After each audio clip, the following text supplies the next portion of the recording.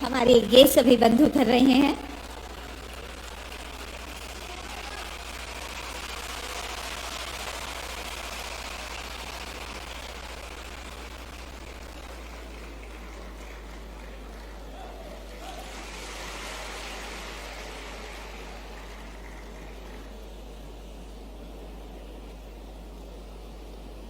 और इस स्वागत के बाद हम माननीय मुख्यमंत्री जी से अनुरोध करेंगे उनके उद्बोधन के लिए।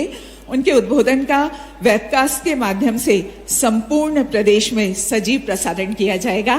माननीय मुख्यमंत्री जी।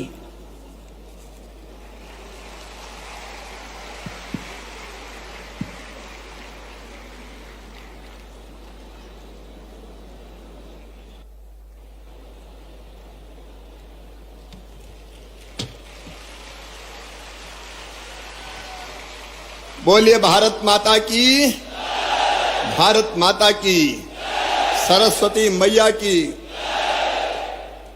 और अतिथि शिक्षक भांजे और भांजियों की।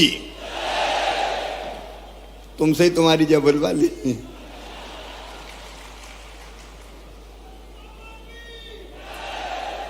आज अतिथि शिक्षक महापंचायत में हमारे बीच पधारे हुए मध्य प्रदेश के हमारे स्कूली शिक्षा मंत्री आदरणीय इंदर सिंह परमार जी, भाई भारतीय मजदूर संघ के हमारे महामंत्री आदरणीय श्री मधुकर सांवले जी, आदरणीय शिव कुमार चौबे जी, मध्य प्रदेश सामान्य वर्ग आयोग के अध्यक्ष आदरणीय रमेश चंद्र शर्मा जी, मध्य प्रदेश राज्य कर्मचारी कल्याण के काम में लगे हुए हैं, आदरणीय वेद जी योग आयोग के अध्यक्ष प्रहलाद भारती जी, उपाध्यक्ष पाठ्य पुस्तक निगम बहन रश्मि अरुण समी जी, संजीव जी, अनुभा जी, सत्येंद्र जी, हमारे सभी अतिथि शिक्षक संगठनों से भाई मनोज जी, भाई तूफान जी, भाई सुनील जी, संतोष जी, के पवार जी, ब्रजेश जी, अरुणगिरी जी और मेरे प्रिय अतिथि शिक्षक बहनों, भाइयों, बेटे बेटियों,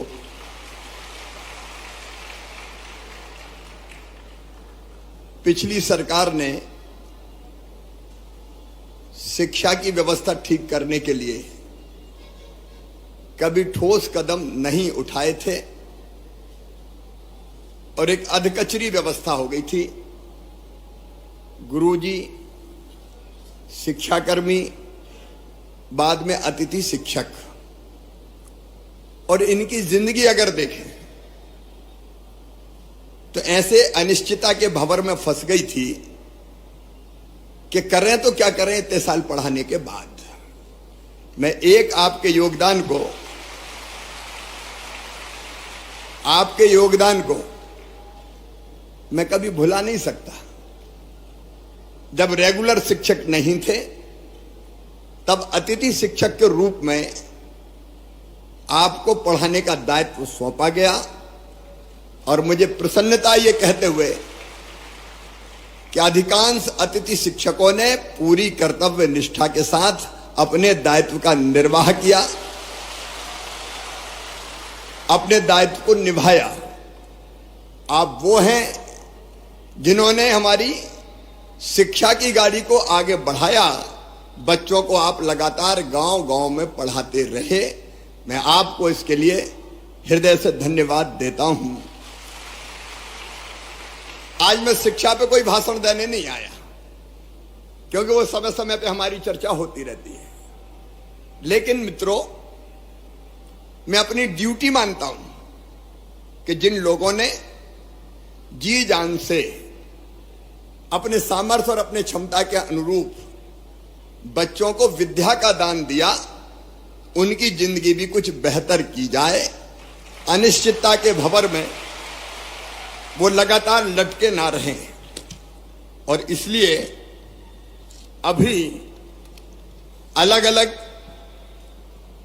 पीरियड के अनुसार आपको मानदेय देने की व्यवस्था है। अब ये पीरियड के हिसाब से नहीं होगी, अब महीने के हिसाब से मानदेय की व्यवस्था होगी। और मानदेय भी जो हम तय कर रहे हैं, वर्तमान जो होता है अतिथि शिक्षक वर्ग 1 9,000, इसके स्थान पे 18,000 रुपया दिया जाएगा। अतिथि शिक्षक वर्ग 2 7,000, उसकी जगह 14,000, और 3 को 5,000 की बजाय 10,000 रुपया ये मानदेय किया जाएगा। और अभी शायद हर महीने करते हैं अनुबंध, क्या करते हैं साल का, तो अब बीच में कोई भी गैप नहीं होगा। एक बार अनुबंध हो गया तो पूरे साल चलेगा, क्योंकि कुछ समय पढ़ाए वो उस समय करें क्या, आखिर उनकी भी तो जिंदगी का सवाल है। और इसलिए एक बार अनुबंध का मतलब साल भर उनकी सेवाएं चलेंगी। लेकिन इसके साथ साथ अब इस अनिश्चितता के भंवर से निकालने की भी एक परमानेंट कोई योजना बनानी पड़ेगी।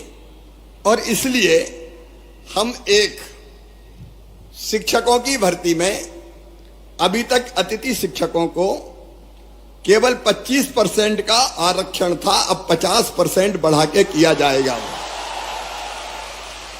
क्योंकि जो पढ़ा रहे हैं, जो अनुभवी है, वर्षों का व्यवहारिक ज्ञान जिनको है, अगर वो भर्ती होंगे तो मैं समझता हूं कि वो बेहतर ढंग से बच्चों को पढ़ा सकेंगे, बेहतर ढंग से बच्चों को पढ़ा सकेंगे। और ये व्यवस्था अगली भर्ती से ही जैसे होती है तत्काल हम लागू करने का काम करेंगे। और अतिथि शिक्षकों को उच्च शिक्षा विभाग के अनुसार प्रतिवर्ष 4 और अधिकतम 20 अंक बोनस के रूप में ये प्रदान किए जाएंगे, ताकि अधिकतम उनका चयन हो सके, उनका सिलेक्शन हो सके। आप पढ़ाने का काम कर रहे हैं, लेकिन पूरे मान और सम्मान के साथ पढ़ाएं। एक मैं ये भी तय कर दूंगा कि जैसे नियमित पढ़ाने वालों को वेतन मिलता है, अब चूंकि वेतन तय हो गया है, मानदेय तय हो गया है, इसलिए निश्चित महीने की 1 तारीख, 1 या 2 3 4 जो भी होती है, उसमें सबको मानदेय मिल जाए, भटकना ना पड़े, परेशान ना होना पड़े, ताकि इनके घर की गाड़ी भी चल सके, परिवार को भी ये ढंग से देखने का काम कर सके। और एक मैं गुरुजियों की तरह एक योजना बनाऊंगा कि जिसमें पात्रता परीक्षा लेके भी हम अतिथि शिक्षकों को नियमित करने की दिशा में आगे बढ़ सकें। जब गुरुजी के लिए किया है तो उनके लिए भी हम सोच सकते हैं।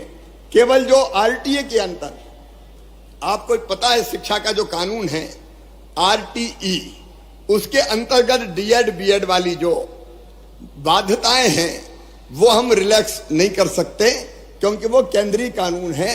लेकिन उसको छोड़ के मेरी इच्छा है कि तुम सब नियमित हो जाओ, ढंग से पढ़ाओ, बच्चों को भी ठीक से पढ़ाओ, और बच्चों के साथ साथ अपने परिवार का भी आप ध्यान रख पाए। आपने इतने दिन में जहां गया बहुत अनुशासित तरीके से अपनी बात रखने का काम किया।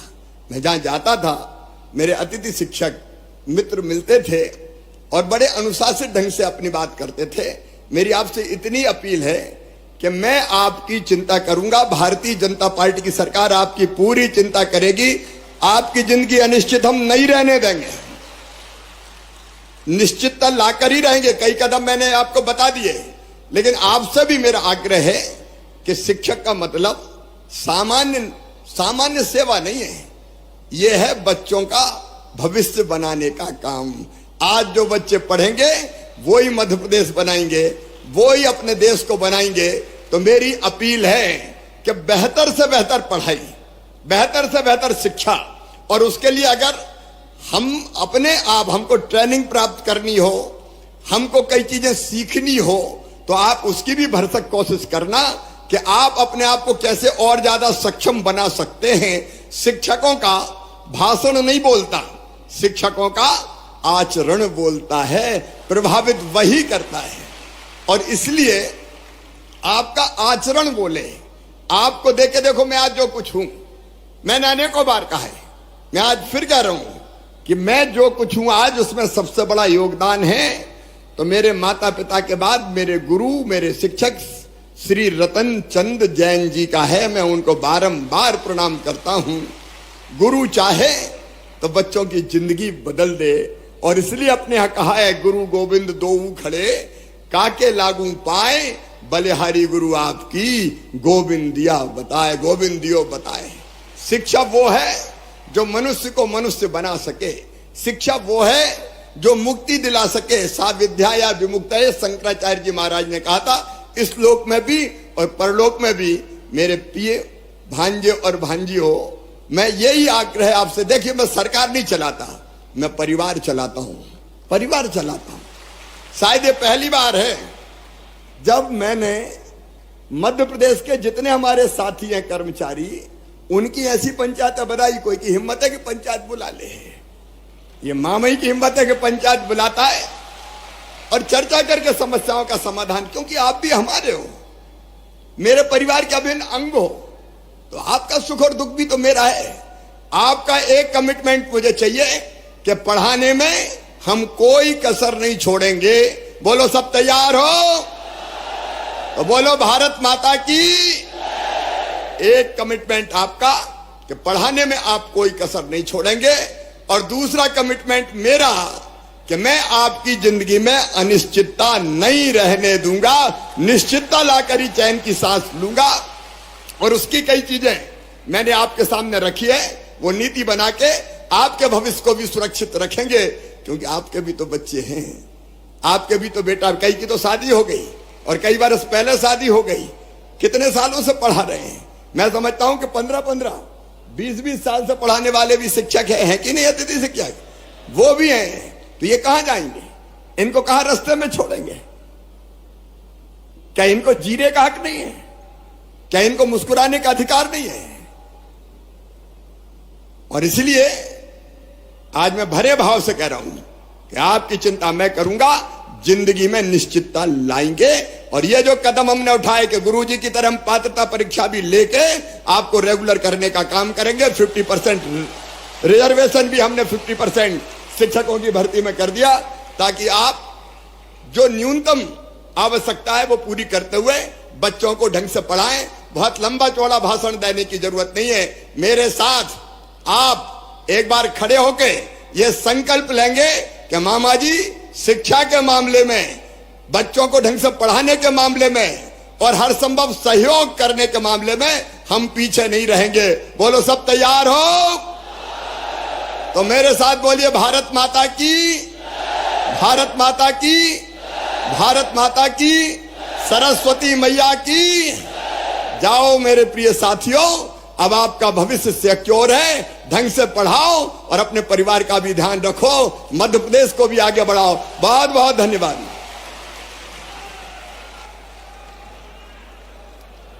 बहुत बहुत धन्यवाद माननीय मुख्यमंत्री महोदय आपका। हम आभार व्यक्त करते हैं माननीय मुख्यमंत्री जी का। माननीय राज्य मंत्री स्कूल शिक्षा आपका। लेकिन अभी तक तो हर जगह मुझे मिलते थे, अब मिलोगे कि नहीं मिलोगे? तो ठीक है, फिर मिलते हैं।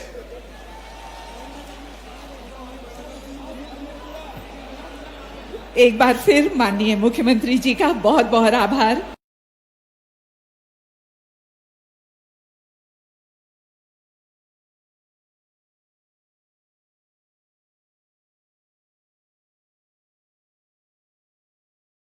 जिन्होंने आप सबसे अनुरोध है, कृपया अभी आप लोग अपने स्थान पर बैठे रहें, बस थोड़ा सा समय और आप प्लीज अपने स्थान पर बैठे रहें।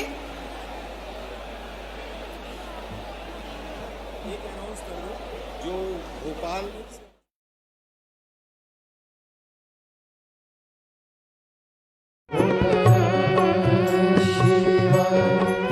शिवा